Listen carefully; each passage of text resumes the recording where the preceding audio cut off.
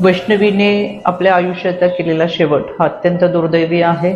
एकीकडे चांद्रयान यशस्वी झालं म्हणून आनंद साजरा करणारे आपण लोक, एआयच्या तंत्रज्ञानाच्या युगामध्ये वावरणारे आपण लोक, आणि अजूनही दुसरीकडे एक विकृत मानसिकता दिसते।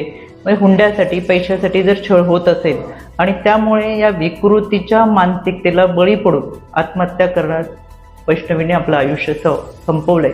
मी आता जाहीर निषेध करते। याच घटनेच्या संदर्भात बोलायचं असेल तर थोडंसं खुलासाने मला आवर्जून सांगावंसं वाटतं।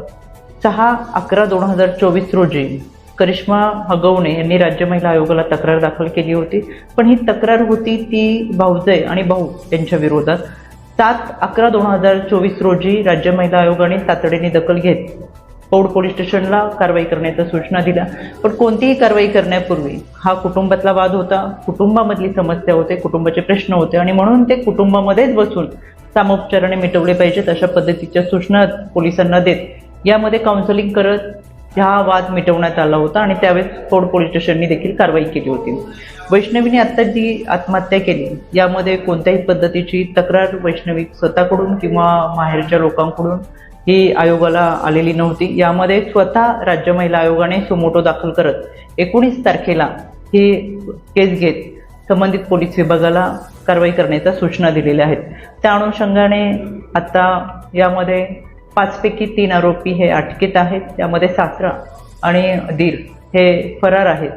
यासाठी मी स्वतः यामधील आयोग डोंगरे सर हे तपास करतात आहेत, आणि या फरार आरोपींच्या तपासासाठी 4 टीम हे तैनात केलेले आहेत। त्याच्यामध्ये क्राईमचे असेल, स्वतः पोलिसांचे असेल, सायबरचे असेल, आणि अँटी गुंडा टीम सुद्धा आहे जी त्यांचा तपास करते।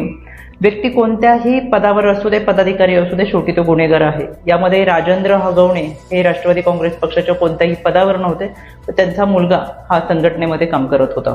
त्याच्यामुळे शेवटी गुन्हेगारी विकृतीला टेचून काढण्यासाठीची भूमिका ही राज्य महिला आयोगाची राहणार आहे। याच्यामध्ये पोलीस तपास करतात, गुन्हा नोंद झालेला आहे, कडक कारवाई केली जाईल। इथून पुढे वैष्णवी होणार नाही यासाठी मला आपल्या सर्वांना आवर्जून विनंती करायची। शेवटी ज्या पद्धतीने बालविवाहाच्या विरोधातला कायदा आहे, गर्भनिधन चाचणीच्या विरोधातला कायदा आहे, तसाच हुंडा प्रतिबंधक सुद्धा कायदा आहे। हुंडा देऊ आणि घेऊ नये यासाठी फार मोठ्या प्रमाणातल्या मोहीम ह्या महाराष्ट्रात राबवल्या जातात। त्याच्यामुळे जे कोणी हुंडा मागत असेल तर त्यांना खरं मुलगी नकोय, हुंडा आणि लालसा त्यांच्या मनामध्ये आहे। त्याच्यामुळे आपण तळहाताच्या फोडासारख्या जपलेल्या मुलीसाठी जर विवाह करत असताना कोणी हुंडा मागत असेल तर तातडीने पोलिसांकडे गुन्हा नोंद करण्यासाठी मागणी करा, कारवाई करा, आणि खऱ्या अर्थानं